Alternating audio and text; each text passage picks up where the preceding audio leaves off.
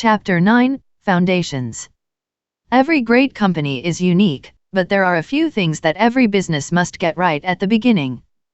I stress this so often that friends have teasingly nicknamed it Thiel's Law. A startup messed up at its foundation cannot be fixed. Beginnings are special. They are qualitatively different from all that comes afterward. This was true 13.8 billion years ago, at the founding of our cosmos. In the earliest microseconds of its existence, the universe expanded by a factor of 10^30 a million trillion. As cosmogonic epochs came and went in those first few moments, the very laws of physics were different from those we know today. It was also true 227 years ago at the founding of our country. Fundamental questions were open for debate by the framers during the few months they spent together at the Constitutional Convention. How much power should the central government have? How should representation in Congress be apportioned? Whatever your views on the compromises reached that summer in Philadelphia, they've been hard to change ever since. After ratifying the Bill of Rights in 1791, we've amended the Constitution only 17 times. Today, California has the same representation in the Senate as Alaska, even though it has more than 50 times as many people. Maybe that's a feature, not a bug. But we're probably stuck with it as long as the United States exists. Another constitutional convention is unlikely. Today we debate only smaller questions. Companies are like countries in this way. Bad decisions made early on, if you choose the wrong partners or hire the wrong people, for example, are very hard to correct after they are made. It may take a crisis on the order of bankruptcy before anybody will even try to correct them. As a founder, your first job is to get the first things right, because you cannot build a great company on a flawed foundation. Founding matrimony: when you start something, the first and most crucial decision you make is whom to start it with. Choosing a co-founder is like getting married, and founder conflict is just as ugly as divorce. Optimism abounds at the start of every relationship. It's unromantic to think soberly about what could go wrong, so people don't. But if the founders develop irreconcilable differences, the company becomes the victim. In 1999, Luke Nozak was one of my co-founders at PayPal, and I still work with him today at Founders Fund. But a year before PayPal, I invested in a company Luke started with someone else. It was his first startup. It was one of my first investments. Neither of us realized it then, but the venture was doomed to fail from the beginning because Luke and his co-founder were a terrible match. Luke is a brilliant and eccentric thinker. His co-founder was an MBA type who didn't want to miss out on the 90s gold rush. They met at a networking event, talked for a while, and decided to start a company together. That's no better than marrying the first person you meet at the slot machines in Vegas. You might hit the jackpot, but it probably won't work. Their company blew up and I lost my money. Now when I consider investing in a startup, I study the founding teams. Technical abilities and complementary skill sets matter, but how well the founders know each other and how well they work together matter just as much. Founders should share a prehistory before they start a company together, otherwise they're just rolling dice. Ownership, possession, and control. It's not just founders who need to get along. Everyone in your company needs to work well together. A Silicon Valley libertarian might say you could solve this problem by restricting yourself to a sole proprietorship. Freud, Jung, and every other psychologist has a theory about how every individual mind is divided against itself, but in business at least, working for yourself guarantees alignment. Unfortunately, it also limits what kind of company you can build. It's very hard to go from 0 to 1 without a team. A Silicon Valley anarchist might say you could achieve perfect alignment as long as you hire just the right people, who will flourish peacefully without any guiding structure. Serendipity and even freeform chaos at the workplace are supposed to help disrupt all the old rules made and obeyed by the rest of the world. And indeed, if men were angels, no government would be necessary. But anarchic companies miss what James Madison saw: men aren't angels. That's why executives who manage companies and directors who govern them have separate roles to play. It's also why founders and investors' claims on a company are formally defined. You need good people who get along, but you also need a structure to help keep everyone aligned for the long term. To anticipate likely sources of misalignment in any company, it's useful to distinguish between three concepts: ownership, who legally owns a company's equity; possession, who actually runs the company on a day-to-day basis; control, who formally governs the company's affairs. A typical startup allocates ownership among founders, employees, and investors. The managers and employees who operate the company enjoy possession. And a board of directors, usually comprising founders and investors, exercises control. In theory, this division works smoothly. Financial upside from part ownership attracts and rewards investors and workers. Effective possession motivates and empowers founders and employees. It means they can get stuff done. Oversight from the board places managers' plans in a broader perspective. In practice, distributing these functions among different people makes sense, but it also multiplies opportunities for misalignment. To see misalignment at its most extreme, just visit the DMV. Suppose you need a new driver's license. Theoretically, it should be easy to get one. The DMV is a government agency, and we live in a democratic republic. All power resides in the people, who elect representatives to serve them in government. If you're a citizen, you're a part owner of the DMV and your representatives control it, so you should be able to walk in and get what you need. Of course, it doesn't work like that. We the people may own the DMV's resources, but that ownership is merely fictional. The clerks and petty tyrants who operate the DMV, however, enjoy very real possession of their small-time powers. Even the governor and the legislature charged with nominal control over the DMV can't change anything. The bureaucracy lurches ever sideways of its own inertia no matter what actions elected officials take. Accountable to nobody, the DMV is misaligned with everybody. Bureaucrats can make your licensing experience pleasurable or nightmarish at their sole discretion. You can try to bring up political theory and remind them that you are the boss, but that's unlikely to get you better service. Big corporations do better than the DMV, but they're still prone to misalignment, especially between ownership and possession. The CEO of a huge company like General Motors, for example, will own some of the company's stock, but only a trivial portion of the total. Therefore, he's incentivized to reward himself through the power of possession rather than the value of ownership. Posting good quarterly results will be enough for him to keep his high salary and corporate jet. Misalignment can creep in even if he receives stock compensation in the name of shareholder value. If that stock comes as a reward for short-term performance, he will find it more lucrative and much easier to cut costs instead of investing in a plan that might create more value for all shareholders far in the future.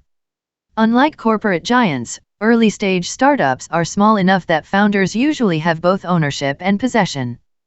Most conflicts in a startup erupt between ownership and control, that is, between founders and investors on the board. The potential for conflict increases over time as interests diverge. A board member might want to take a company public as soon as possible to score a win for his venture firm, while the founders would prefer to stay private and grow the business. In the boardroom, less is more. The smaller the board, the easier it is for the directors to communicate, to reach consensus, and to exercise effective oversight. However, that very effectiveness means that a small board can forcefully oppose management in any conflict. This is why it's crucial to choose wisely. Every single member of your board matters. Even one problem director will cause you pain, and may even jeopardize your company's future. A board of 3 is ideal. Your board should never exceed 5 people, unless your company is publicly held. Government regulations effectively mandate that public companies have larger boards. The average is 9 members. By far the worst you can do is to make your board extra large. When unsavvy observers see a non-profit organization with dozens of people on its board, they think, "Look how many great people are committed to this organization. It must be extremely well run." Actually, a huge board will exercise no effective oversight at all. It merely provides cover for whatever micro-dictator actually runs the organization. If you want that kind of free rein from your board, blow it up to giant size. If you want an effective board, keep it small. On the bus or off the bus, as a general rule, everyone you involve with your company should be involved full-time. Sometimes you'll have to break this rule, it usually makes sense to hire outside lawyers and accountants, for example. However, anyone who doesn't own stock options or draw a regular salary from your company is fundamentally misaligned. At the margin, they'll be biased to claim value in the near term, not help you create more in the future. That's why hiring consultants doesn't work. Part-time employees don't work. Even working remotely should be avoided, because misalignment can creep in whenever colleagues aren't together full-time, in the same place, every day. If you're deciding whether to bring someone on board, the decision is binary. Ken Kesey was right, you're either on the bus or off the bus. Cash is not king for people to be fully committed, they should be properly compensated. Whenever an entrepreneur asks me to invest in his company, I ask him how much he intends to pay himself. A company does better the less it pays the CEO. That's one of the single clearest patterns I've noticed from investing in hundreds of startups. In no case should a CEO of an early-stage, venture-backed startup receive more than $150,000 per year in salary. It doesn't matter if he got used to making much more than that at Google or if he has a large mortgage and hefty private school tuition bills. If a CEO collects $300,000 per year, he risks becoming more like a politician than a founder. High pay incentivizes him to defend the status quo along with his salary, not to work with everyone else to surface problems and fix them aggressively. A cash-poor executive, by contrast, will focus on increasing the value of the company as a whole. Low CEO pay also sets the standard for everyone else. Aaron Levy, the CEO of Box, was always careful to pay himself less than everyone else in the company. 4 years after he started Box, he was still living 2 blocks away from HQ in a one-bedroom apartment with no furniture except a mattress. Every employee noticed his obvious commitment to the company's mission and emulated it.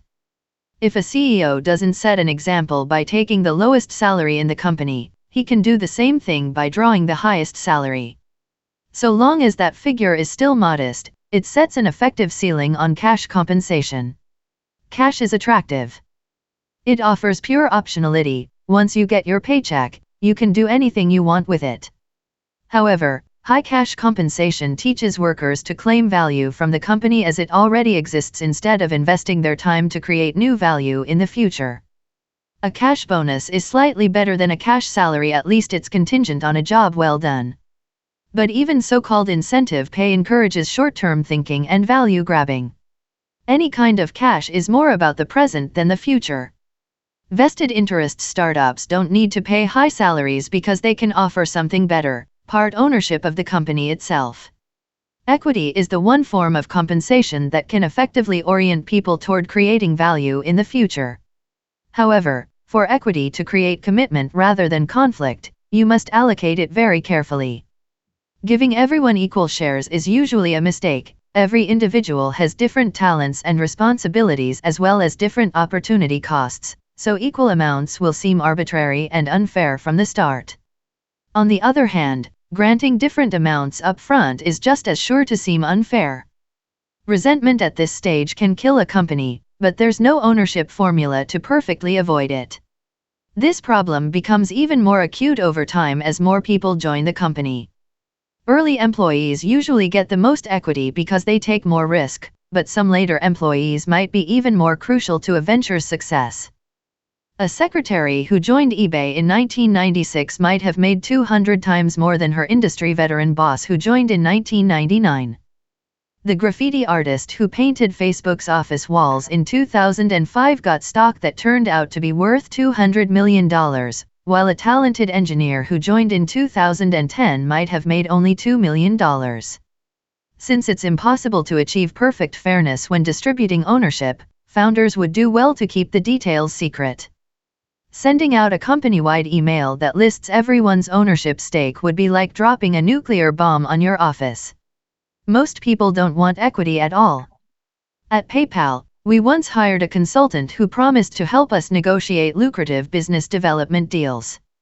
The only thing he ever successfully negotiated was a $5,000 daily cash salary. He refused to accept stock options as payment. Stories of startup chefs becoming millionaires notwithstanding, people often find equity unattractive. It's not liquid like cash. It's tied to one specific company. And if that company doesn't succeed, it's worthless. Equity is a powerful tool precisely because of these limitations. Anyone who prefers owning a part of your company to being paid in cash reveals a preference for the long term and a commitment to increasing your company's value in the future. Equity can't create perfect incentives, but it's the best way for a founder to keep everyone in the company broadly aligned. Extending the founding, Bob Dylan has said that he who is not busy being born is busy dying. If he's right, being born doesn't happen at just one moment. You might even continue to do it somehow, poetically at least. The founding moment of a company, however, really does happen just once. Only at the very start do you have the opportunity to set the rules that will align people toward the creation of value in the future. The most valuable kind of company maintains an openness to invention that is most characteristic of beginnings. This leads to a second, less obvious understanding of the founding. It lasts as long as a company is creating new things, and it ends when creation stops. If you get the founding moment right, you can do more than create a valuable company. You can steer its distant future toward the creation of new things instead of the stewardship of inherited success. You might even extend its founding indefinitely. End of chapter 9.